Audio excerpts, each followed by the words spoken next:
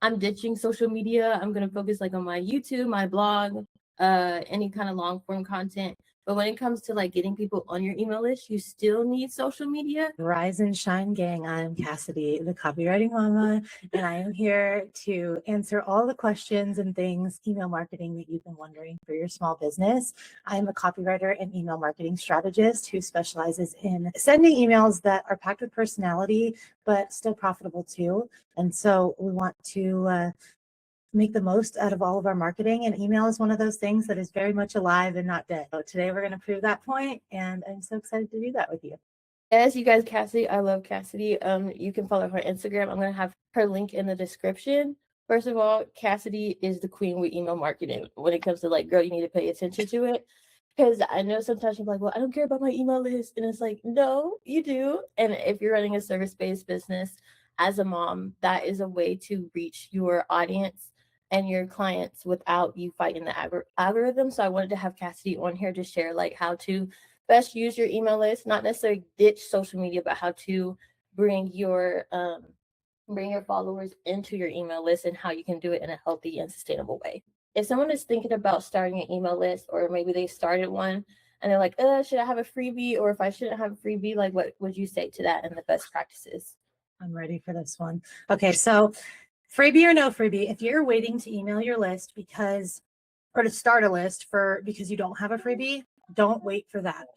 A freebie is really not necessary if you have a solid newsletter. If you make a newsletter that is targeted to your audience, that is clear in its name and its purpose, and you can get people to subscribe through that link and that opt-in based alone on the value of the newsletter, and you're on top of sending that newsletter and not just saying you're going to. Sorry, I can be bad about this. Even as an email marketer, I can say, I'm like, I'm going to send you guys an email this week about this thing. And then Friday comes and I'm like, I got to get this email out. But that would be the situation in which you don't need a freebie. And if you are going to go with a freebie, we want to make sure we make freebies that are not attracting freebie goblins, as they call them. We want to attract people who are pre-qualified for the rest of your offers. And so we have no business making a freebie that's some checklist or something that's not useful to the person who's going to pay for those services, those products, whatever it is. And so instead of, everyone says, go make one with AI real quick, you can just bust a freebie out. Do you need to bust a freebie out, or do you need to make a really solid newsletter and market just that? Because you'd be surprised. 2 days a week, I test it. 1 day a week, I do newsletter opt-in. 1 day a week, I do my freebie. And my newsletter opt-in gets just as many new subscribers as the freebie. So the cool thing about newsletter is you can be changing the topic every week. So you have kind of a different marketing point every week. Whereas with a freebie, it's the same thing. And so that's kind of where I stand with that. And then if we would just want to talk real quick about freebie age, once a freebie's been like 6 months to a year old, I would say it's time to either incorporate a new one or swap a new one out, or even just update that one, depending on kind of what form it is. But that's kind of my feeling on freebies. You can have one or you could not, but I don't think it's a make or break when it comes to email. Yeah, I know for me, I've tested the whole freebie thing, and I just like it without the freebie, honestly. Like maybe I'll give you a gift like once you're in the list or something like that, but I tend like sometimes freebies take too much of your time, or I feel like you just said, you have to switch it out. You kind of have to update it. And so if you don't want to have to always update it, then you can go the newsletter route. But I've always appreciated your approach with like just doing the newsletter, because like people want to hear from you. That's why so just almost like market yourself in that way, and don't be like, well, nobody's going to want to be on my email list unless I give them something. And that's not true. Well, I love what you said about free gifts. That's one of my where I was going to go next with that was, you don't always have to get them in with a freebie. Sometimes you can just get them in based on their interest in you and then give them a gift, reward them for that good behavior. We want to create a positive feedback loop in their brain when it comes to your name and your business. And so if it's going to be a freebie, it better be damn good that they can go get a use out of it right away. But here's the other thing, how people go, oh, that call could have been an email. Like that freebie probably could have been an email a lot of the time, right? Like I don't need you to click out to this other document. Like, oh, I can write the framework right there. But we want something that's going to get delivered quick, that they can get a win from, that they're not just going to go save to a Google Drive of files and never go back and touch again, because that already means I got something from her, but I've never really gone back to it. And you want to minimize that thought. You want people to feel like every time you drop something, they need to be first in line with the camping chair, because it's so damn good every time you get it out. Yeah. No, that's good.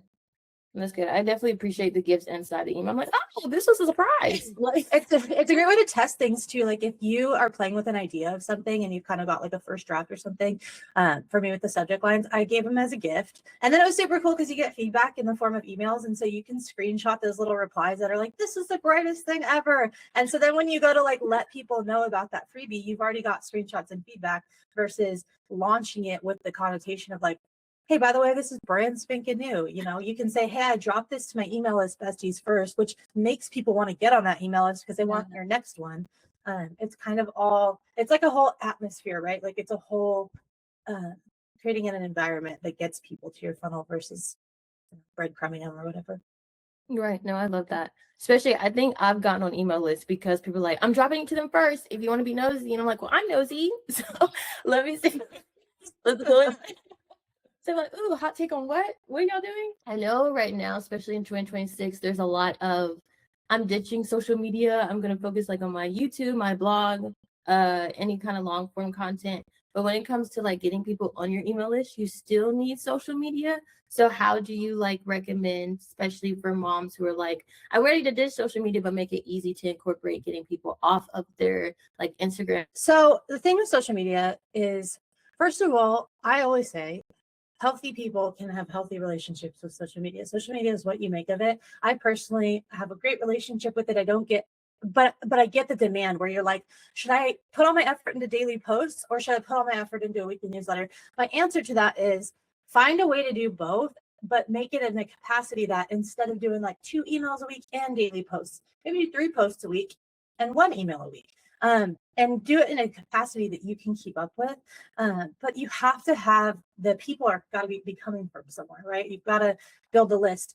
It's like when people say, oh, that one influencer, like they can post anything they want. They don't have to niche and they've got this big community. Well, I'll bet you if you go far back enough, they had a niche, they had a very specific purpose they served. They built this huge audience on that one thing. But then as they did it in a relationship way that people just grew to love them. And then at a certain point, then you can pivot and try other things, and your audience, they just love you. They just want to participate in whatever you're doing. But it's an earned thing, right? It takes time. And so when people get on social media for 6 months and they're like, I want to hop off and just go like run my business hands free. And it's like, try 4 years. Try 4 years of building that list, of showing up consistently. And then when you have a really engaged list of 1,000 or even 500 and they're buying whenever you drop something, then you can say, hey, you know what? I just want to market to my email list. I'm going to have a 9 grid on Instagram where I don't post very often. I'm going to show up on stories a couple times a week. Then you can create something like that. But I don't think you come out of the gate being able to do that. Like, I'm not sure I could even run my business on that alone right now. Yeah. So just acknowledge and be open that, first of all, you don't have to be on every platform. That's the stress. Everyone's like, I got to repurpose to TikTok into this and that. My TikTok does not get any attention when I repost videos for my business. So I just don't, I put that effort into Threads. I put the effort where it's performing. But stop trying to be on every platform, do everything, YouTube, blog, Substack. Pick one platform plus email and just like build. And then once you've got the capacity and the money and you can hire somebody maybe to help you out. But I think everyone wants to skip that like ugly building phase. Nobody wants to just like grind it out, or they want to shorten it. They want to do it in like, I want to do this for 3 months and then I want it to run itself. And it's like, it takes so much longer than that. But No, literally, I think I've seen that, and even in my own business, I'm like, y'all, this is a long game. I think sometimes social media can get like, no, I built this in like 4 days. And I was like, yeah, because they were in business for 10 years and figured out who their people were, and they've got built up that muscle when it comes to like staying consistent with their email and social media. And I think sometimes we kind of forget to say, hey, join my email list. Like you put it at the end of your like Instagram post on your stories. I love how you do it because you incorporate it so much. It's like eventually you're like, if you don't know about my email list, like, are you even paying attention? You know what I'm saying? Because I feel like you are you even a bestie if you're not on my Yeah, so my strategy, I'll just give my strategy away. So I pick Instagram as my platform, but also Threads, because Threads for a writer, for anybody who's quick-witted, that kind of thing, Threads is one of my best platforms. So Instagram and Threads, what I do on my stories on Monday is my newsletter day. I'm going to post my newsletter with the link and then that for original opt-in of the newsletter value. And then on Wednesdays, I'm going to post the freebie and I'm going to test those side by side. And then where I get the text for those posts is usually from the caption of another post. So this is when we talk about repurposing and stuff, I will do the post first because I'll make the video text and the caption. I will usually repurpose that to stories and put a call to action link at the end of that. And mind you, I don't use ManyChat or anything. I'm really trying to be like run lean over here. So I will still use like the link in bio or like just comment. I don't get so many comments that I couldn't send the link manually to every person. So I'll take that, use it in the stories, and then I also take that text and repurpose it over to threads with the link too. And so I can make one post, and really that caption could be like the start of an email, or I can pull that caption from an email. So making one piece of content stretch, and instead of feeling like you have to sit down and be like, okay, I got to make an Instagram video, and I got to post on stories, and I got to do this. It's like, write one good email and then pick that apart, and you'll have the content for every other thing. Sorry, that was a tangent, but I know we're moms, and I know we're trying to like get the most and squeeze the most out of every piece of content. It doesn't always have to be brand new. You know what I'm saying? Yeah. Or if you want topics for your emails, real quick while we're on this, go to your high performing posts, whatever your best performing posts are that got the most comments or whatever. You know, your comment section too is a great place to get ideas for topics. Your DMs. If somebody says, oh, I wish you would just talk about this, have a place that you're pasting that little DM into, and you'll realize that you'll have more newsletter topic ideas than time you have to send emails. You'll never run out of topics if you're listening to your audience, if you're seeing what performs well for them. The emails can be simpler too than you need to make them. People put email off because they're like, well, I don't know how to write this big long newsletter about 10 different things. Make it about one thing. Start with making it a little letter, black text on white background about one thing, and then go from there. You don't always have to have such a structured kind of, we can talk more about like newsletter styles and stuff, but you don't always have to be like that structured, what I'm reading, what I'm loving, you know. A lot of those get deleted anyways, you know, because people know you batched them 100 at a time last spring, and that none of it's current information, and people are just deleting it. So, you know, sometimes less is more.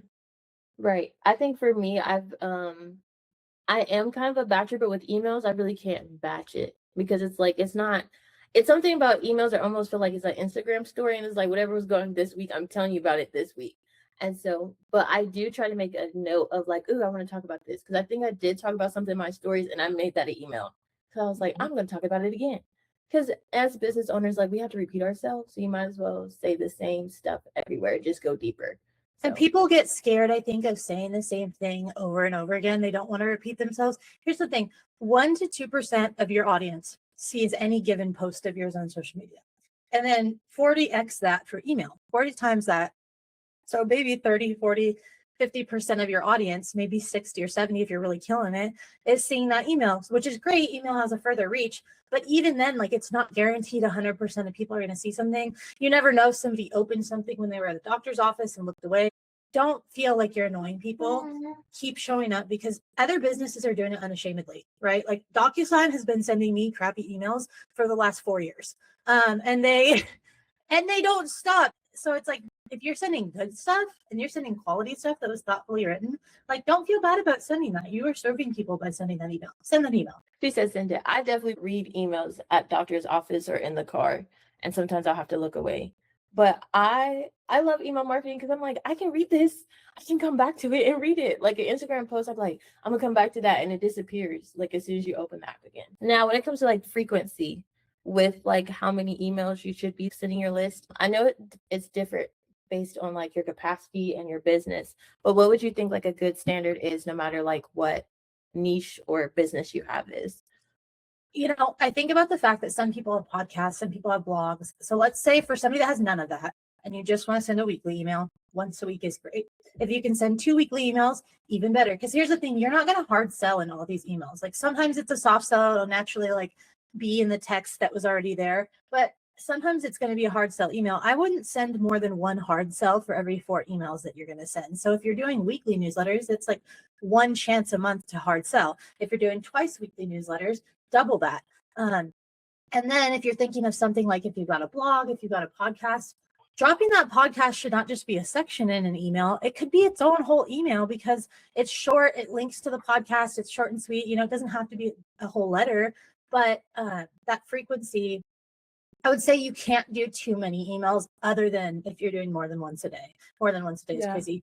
During launch daily, during launch daily, and it depends because maybe your newsletter style is, hey, I'll send you one content prompt a day or something, you know, and maybe you do batch those out and that's just your delivery of your newsletter. That's, you know, that would be considered a lead magnet, right? If you're like, hey, subscribe to my newsletter for one tip a day or one thing.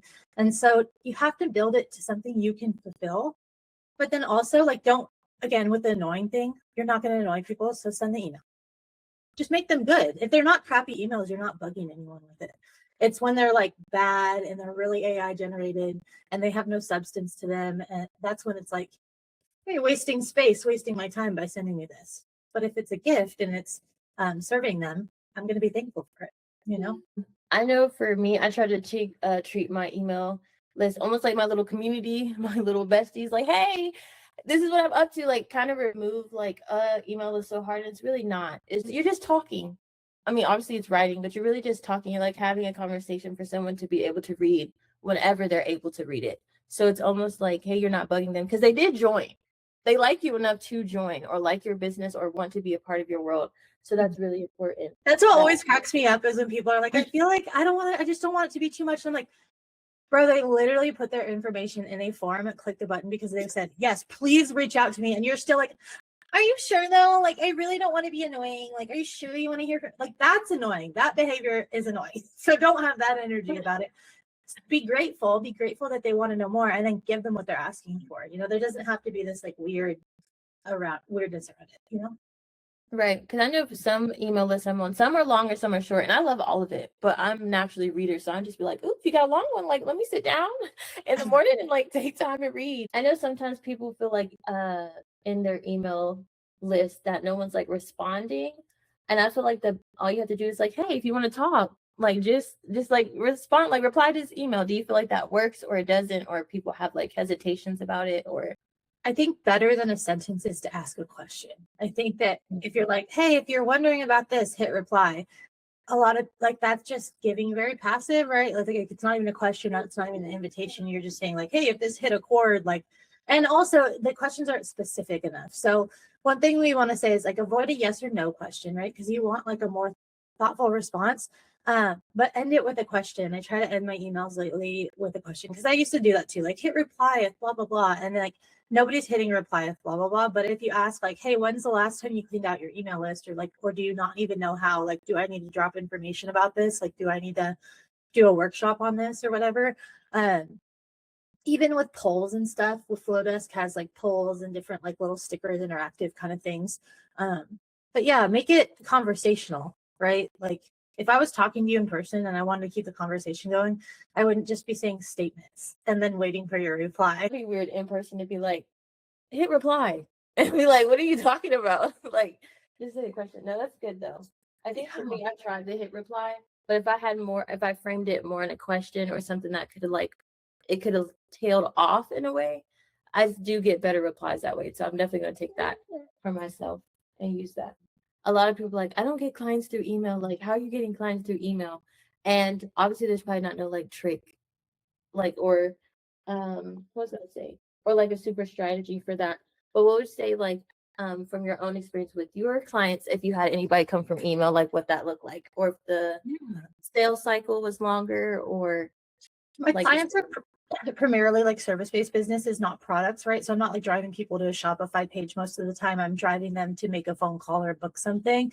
The biggest thing I would say is being short and sweet and respectful of their time. I know you just said like, oh, I'll read a long one. Like maybe some emails can be longer, but a lot of the time if you're asking for something from them, I don't want to take on their energy. The other thing is making it not speaking to the general and like lightweight of what your industry is. You know, for me that might look like being like, are you not sending emails? You should be like keeping it very light. We want to make it more deep, which would be like, hey, do people reply to your socials but they like never make the full jump to get into your offers? It's like it could be that they're not seeing enough of you, and you know how they can see so much more of you is in email because you have a higher reach and better, you know, making things really, not to be so broad about it, but I think that being more specific and not just being like Billy Mays, buy now, download now, like really showing that you're genuinely interested, you're well versed on what they're struggling with.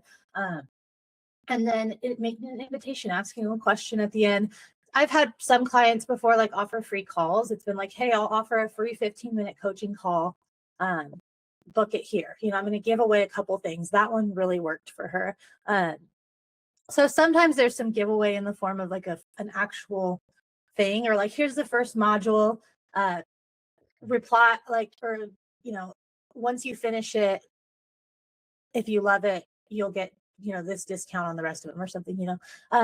I just think about the fact of, yes, I booked calls and booked clients through email. It's not as high, I think, as some people think. And even as some email marketers tend to lead on, I've noticed that, you know, people act like they send an email and every email gets 30 replies or whatever. Okay, but that person might be emailing 10,000 people. And yes, they got 30 replies, but if you shrink that to your 100 people email list, that might be like one reply for every 100. Even my best emails, I might get like 5 or 7 replies, but it's not in the mass numbers. And I think we set the expectation to be a little bit unrealistic, right? If you got one client out of that one email, say for me, it costs about $150 to $250 for me to write your email. If you got one $5,000 client off that email, it was worth it. You know, it doesn't always look like I had 10 phone calls. My phone was blowing up from that last email. So just have realistic expectations that it's like social media. It's like, it's a constant drip, and it's not just a waterfall, if that makes sense. Yeah, no, that's good, because I know sometimes people are like, yeah, my email list, they just, and like it's going crazy. And I know sometimes like, what do you mean? But I feel like sometimes email and social media for me work together. And so Yes. like you're letting me know what's going on like behind the scenes. A lot of the time I get them on Instagram and then I nurture them with email, but then they DM me because like that's the quickest way. So they're not even necessarily replying to my emails, but then they'll message me on Instagram and say, that last email like really put me over the edge. I'm ready to purchase or whatever. So did that person come from Instagram or did they come from email? It's like they came from the nurturing of both. They came from the fact that everywhere they go, there I am talking about email marketing. No, that's so good, because it goes back into the point that we made. Like, you need to use both. You don't have to be like super hardcore with like posting all the time, but you have to have different ways for people to be able to reach out to you. And it's almost like your DMs are like kind of like you're calling them, and then the email is like almost like watching you on TV, and then Instagram is more like, oh, I saw you like walking by or whatnot. So no, I like that, because I think that for me, I am more of like everywhere that you are, usually I am. So I don't feel like I'm not missing anything, because there are, like you said, like some gifts or stuff happening in like an email list, which makes sense because people who are more committed usually are in your email list. If you kind of look at that, like they signed up for you specifically. Yeah, and a lot of the time people aren't like when we talk about teasing something on social media, being like, oh, my email bestie's got a hold of this. A lot of the time you're hearing about it way after the fact. And so like being on the email list, knowing that you're getting everything boots on the ground as soon as it's happening, versus like you'll see something on my socials and be like, oh, I'm on her list, or I've already heard about this or whatever. And I try because I can be such an oversharer. I try to save things for the email list, because if I just go on, this is where people actually hit a roadblock with their emails, is they give everything away on socials. Even the email, they'll say, I'm going to write an email about this thing and here's exactly what happened, but subscribe if you want all the details of it. And it's like, girl, you just gave all the details about it. I don't need to subscribe. Like you just told me the butt of the joke on Threads. Like, why would I go give you my info to like read an extendo version of it? Like, you know what I'm saying? And so I think a lot of the time it's teasing the contents in a way that doesn't give it away. And that's the same with the subject line, right? Like people might be like, 3 reasons why this is happening to you. And then that creates curiosity, like, yeah, why is this happening to me? Versus like, why blah, blah, blah is your main issue. Like nobody wants to go learn why it's their main issue. I know why overeating is bad. I know. Whereas overeating might be one of those things that's creating that issue, and it might be in the email, you know? I'm more inclined if I'm curious about it versus if I'm like, I know, you know, let's not beat a dead horse here. That makes sense. Almost being like, I'll tell you if you join my email list. I'm not going to tell you everything right now, because are you even close to me?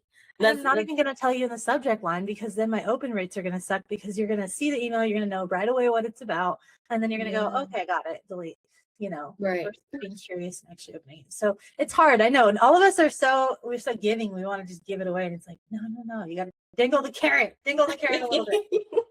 Right, that's such a good tip to do. I'm gonna try that. A lot of these things I'm about to try on my email list, because no one's really talking. I know people are talking about email lists, but all they're saying like grow your email list, but no one's talking about like the actual part of nurturing your email list and actually keeping it as a sustainable thing that you do. I feel like sometimes it's like, okay, you're launching, so launch all these emails, and then you're pausing. I don't know. There's no one is talking about like you do. Like when it's like, no, nurture them, take them on a journey. Like this is a community you need to keep building, not just like only use them for launch.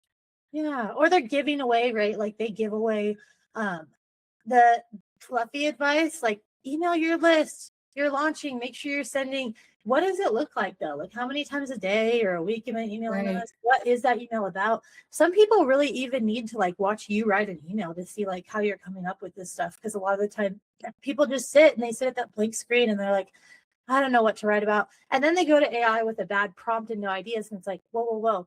If you're going to go to AI, first, have your brand messaging guide, and B, have a brain dump about what you want the email to be about.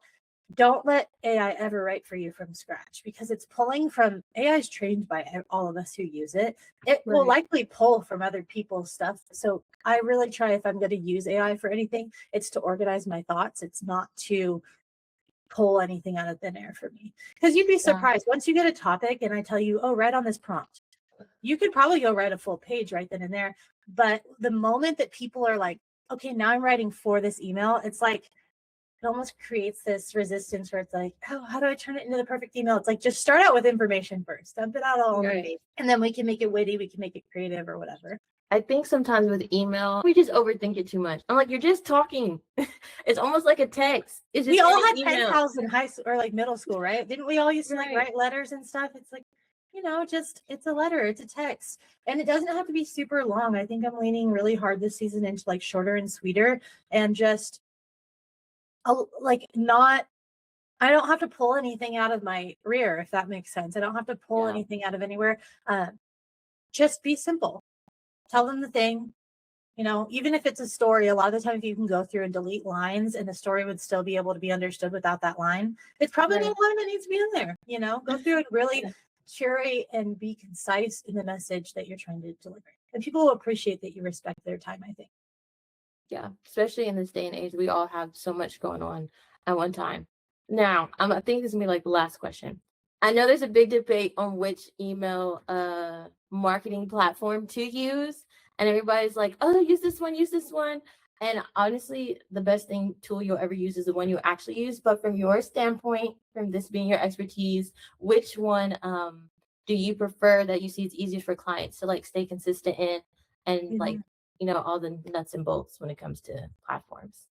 I don't mean to make my whole life a walking Flowdesk advertisement. It's not what my mission is here. And I have to tell clients sometimes, I'm like, I swear, I'm not trying to like make the $19 a month or whatever commission I make when you sign up. It's not that serious. But I have tried everything from ActiveCampaign, MailChimp, Drip. Now I just tried recently, which is cool. A lot of these are cool. Go High Level, Kit. There's so many out there. But I think that if you're a small business who wants emails that look really handmade and boutique style, and then you also want that like awesome team and customer service, the affordability factor, Flowdesk is duh. You know what I'm saying? Like I love Flowdesk, but I think that for some teams, like some teams want their whole funnel in one place. They want like their whole landing pages and everything in one place. I just told a client the other day who was going to migrate. He was like, I'm willing to migrate to Flowdesk if you really think it's going to be different. But the difference was Flowdesk isn't integrated with lead pages in the way. So we would have had a bunch of zaps and stuff. And so I sat there and I said, you know what? I think we ought to stay with right where we're at, because it integrates seamlessly with your current like landing pages and stuff. Let's just leave it and do the best we can with like the tools they've given us. Now, are they the prettiest emails over on this other platform? But functionality wise, it's what works for their business. So like you said, whatever you're going to use and whatever integrates with the apps you're already using, I wouldn't like build my whole business around email marketing. Well, I personally would, but But yeah, if we're just talking like you're starting from scratch, starting an email list, what's most user friendly? Flowdesk. I do like that you're also like, hey, what are you already using? What's your main goal that you're trying to do? And then you're able to like advise them on that. I think that's perfect because Yeah. I know sometimes people are like, no, you have to use this if you work with me, which is fine if you do that because I do get being an expert in whichever field you are in. But I do like that you're like, okay, what are you using? We can still make it happen with what you're using. I loved having you. Now, if you want Cassidy to do your email marketing, because she does that for people and she does I feel like you do everything. I know you don't talk about everything that you do, but I really do feel like you do everything. But just share what you do, where they can find you at. All her information is going to be in the description below. So if you want to go be her bestie, also obviously join her email list. If you didn't get that from our talk right now, then you need to do that. But yeah, just share where you're at and what you do. In the notes, I'll put my website links. And so in there, you can go find my Flowdesk link, my free subject lines. If you want to go get Inbox Insanity, it's 75 subject lines that are kind of unhinged and crazy. And so if you need to get those open rates up, that's in there. So we'll put that link below. But basically the Copywriting Mama, mainly on Instagram and Threads, is where I'm at. It's a hoot, it's a holler, it's a good time. You should come find me on there. And if you want to subscribe to my emails, that's cool. And if you have any email questions, my DMs are always open. I always say like I don't charge for answering simple questions. But yeah, like you said, do I do everything? I would say email is my front facing service. However, on the back end, when I have clients that are like my ride or dies, if they like my writing style, a lot of the time they're like, I need this flyer, or I need this random thing. I mean, you guys would be surprised how much is going on the back end. But like you said, yeah, there's a lot more behind the scenes. But I do think as far as marketing goes, it's easier to niche down and be the queen of one lane. And so being the front facing email girl, I embrace it. I welcome it. Which I loved your pivot to doing that. Because I was like, oh, I know exactly who to go for. I really appreciate you coming on here. Yeah. This has been so good, exciting. I feel like we've been talking a lot in the DM. So I was like, yes, she agreed. We had a coffee date. We just made it public information. So right. You guys are welcome. Well, thank you for having me. And yeah, I hope this was helpful. And I hope you get to go run and try some little email tricks now. And you'll have to DM me and let me know how that goes. Right. I'm about to do everything that you said and be like, yes. And she said this and this. Yeah, I'm about to try it. I am, because I need to get better email too. So we didn't even talk about cleaning your email list. We could do a whole other video on all that stuff. So we might have to come back and chat about that. But no, for cleaning your email. Yeah, I'm gonna note that. We'll do another video. Yeah, for sure.